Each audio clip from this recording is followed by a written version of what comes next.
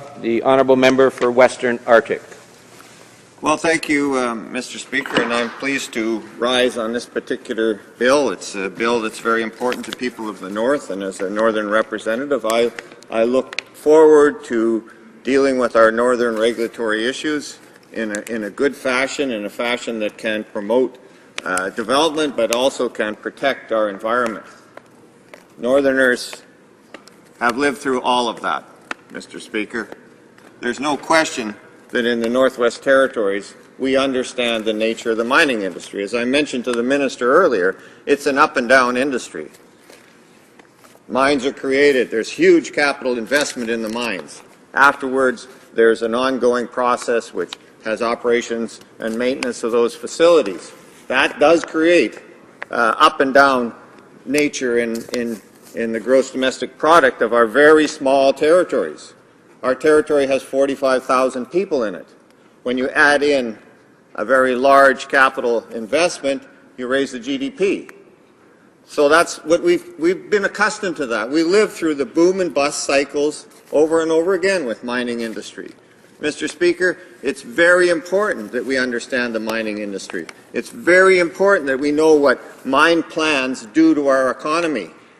It's very important to understand how much mining will benefit the North and where that line can be drawn. When the minister talks about 8,000 jobs in the mining industry going to Northerners, he's not really being very accurate there, because it's pretty hard to fill the existing mine jobs that there are in the Northwest Territories with Northerners.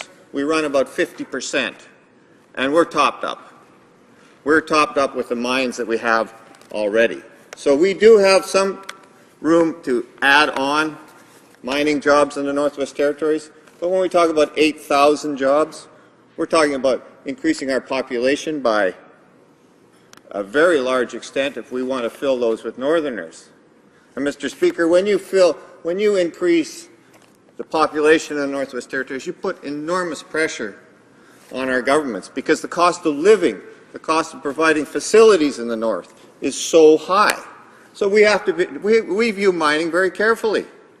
It's important for our economy, but we live with the results of mining.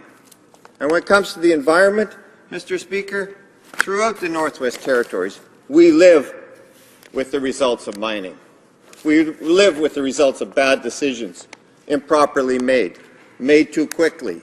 Those decisions have led us to projects like the Giant Mine, the worst environmental nightmare in Canada. 270,000 tons of arsenic underground, the only solution to which is to perpetually freeze it in place so that the future generations can deal with it.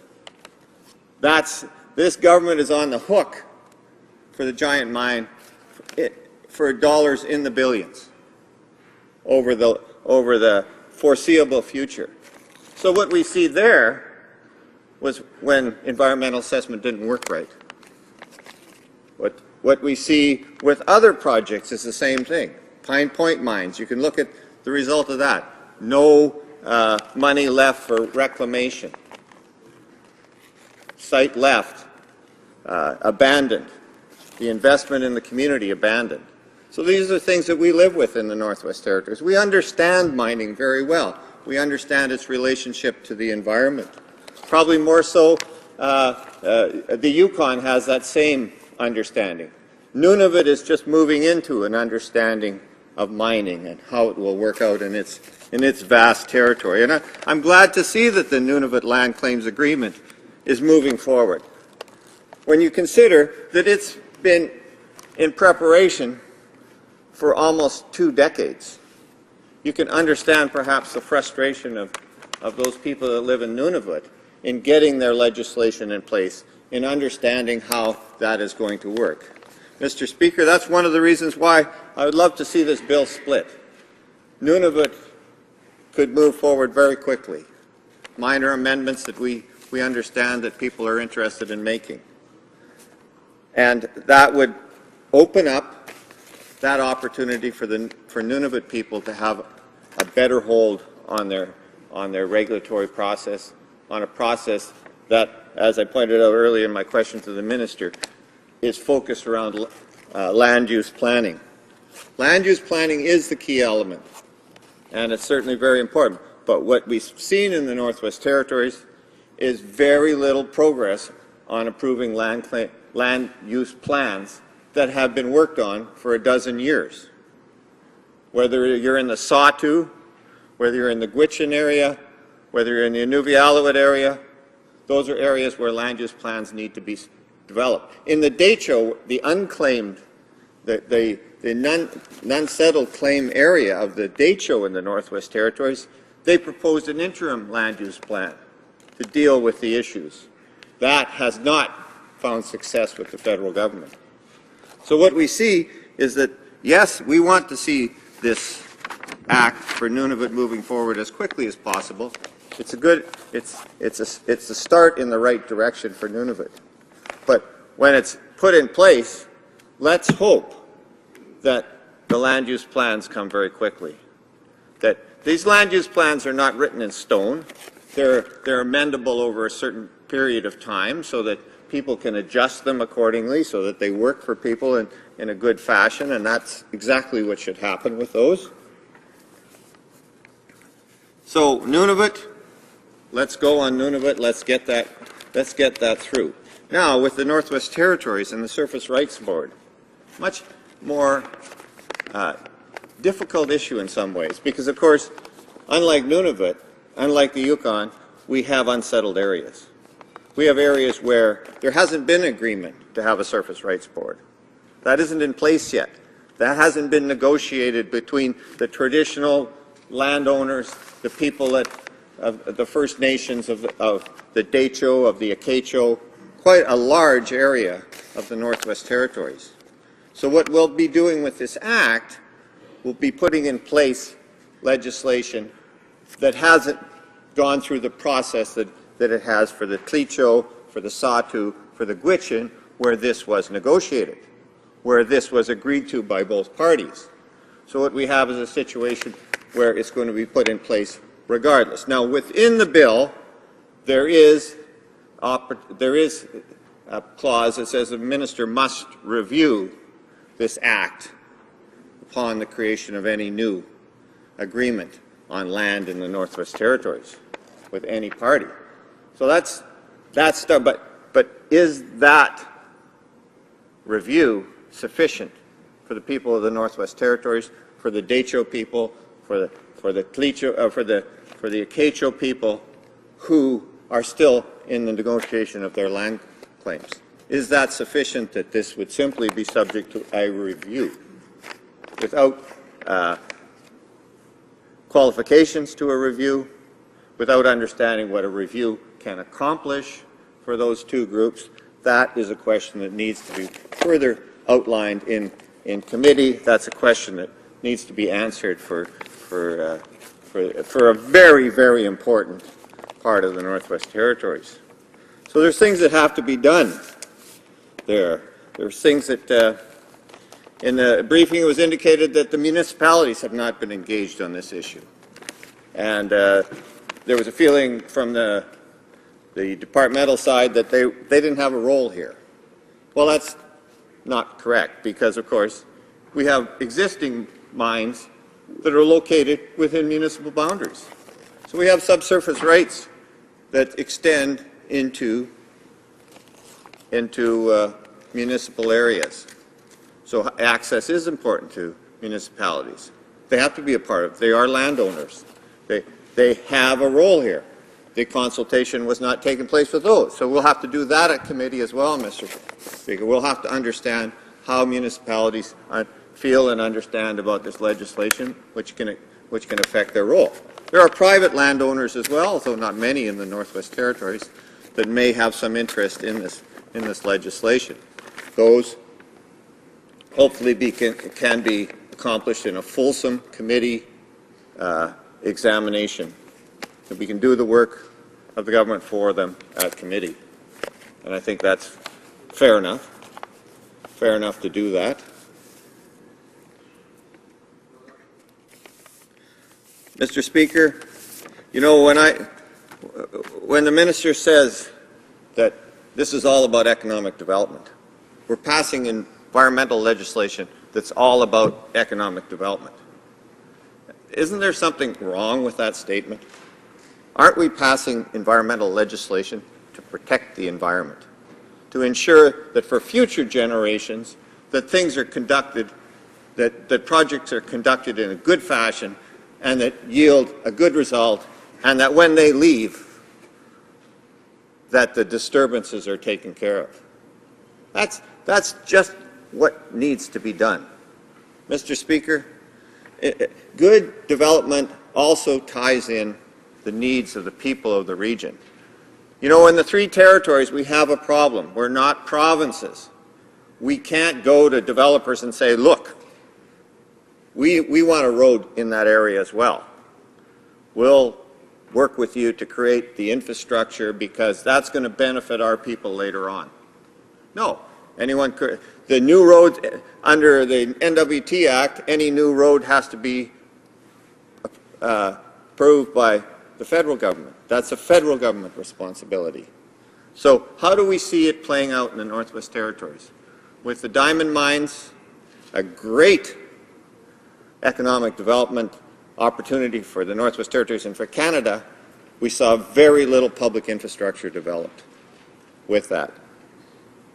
Now that fuel prices have gone through the roof, we're seeing that companies are saying we can't make a go of it for the future with these prices. But if we'd done it in an orderly, planned fashion, we would have put hydroelectric power into the Slave Province area where the three diamond mines exist right now. But that didn't happen. The federal government was in charge of that environmental assessment, Mr. Speaker. They chose not to even examine hydroelectric power at the time in 1998. And now today, the economy of those mines is suffering. The economy of the Northwest Territories has missed an opportunity to develop more infrastructure and more resources. So resource development is a very important tool for human development as well. And we miss the connection when we don't have a good say over development, when we don't take a long and careful look at how development's going to work. We miss the opportunity.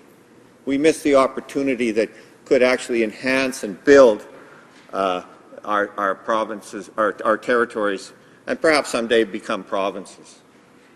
There simply aren't, these are not areas that are simply set aside for resource development. And that attitude should not prevail. The attitude of the North should be, the North is for the Northern people. The Northern people should be served first by development. Development should work to enhance the lives of every single Northerner. So that's what we look at when we talk about development. And we can look at the past and we can see, well, there was one great example of a properly developed resource, although it didn't do a very good job of cleaning it up after they finished. That was Pine Point Mines. They developed a hydroelectric system, they developed a road, they developed a railway. All of those legacy items remain today as part of the infrastructure and the economy of the Northwest Territories.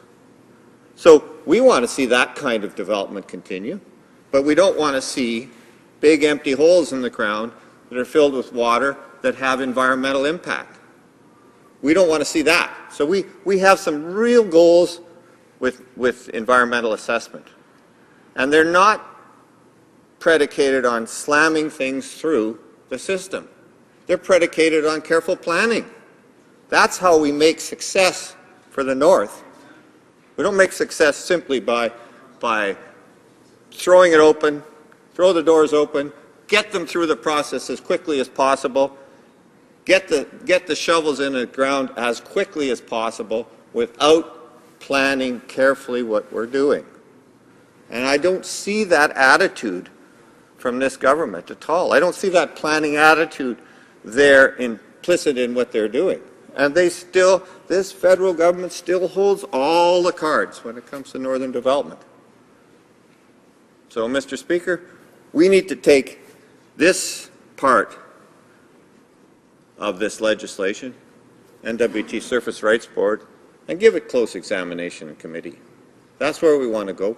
We'll find out there what people really think, and we'll find out there how to make this work for us. So that's our goal here. We had hoped that the bill could be split so that the two territories could be dealt as separate entities. We're not all the same. I don't agree with the minister's attitude that these two territories or the three territories should be dealt as one unit. We're not one unit, Mr. Speaker. In Nunavut, they have one common government, one land claim. They have a system that they have designed for themselves. In the Yukon, we have a completely different system, party politics. We have a system that has been established over many years. In the Northwest Territories, we're different. We have 6 major claims areas that are going to have self-government, that are going to have a large say in the resources development of those particular regions. We don't want that changed.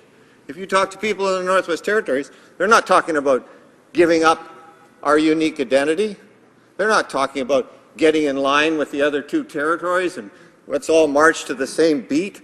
Let's all be good little soldiers for the federal government's plans. No, we have our own way of dealing with ourselves. And just as Alberta has its own way and puts up with representation as it does, we have our way. I've been elected 3 times by the people of the Northwest Territories on a strong environmental platform. I didn't get elected simply on resource development. I got elected because people knew I'd stand here and speak up for the values that we have in the Northwest Territories. And that's what I'm going to do every day I'm here.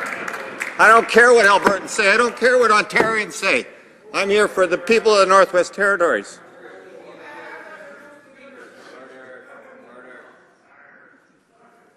Mr. Speaker, we'll look forward to this bill coming forward to committee, but it needs a fulsome discussion there. If this government thinks this is simply slam dunk, they can forget it. Thank you very much, Mr. Speaker.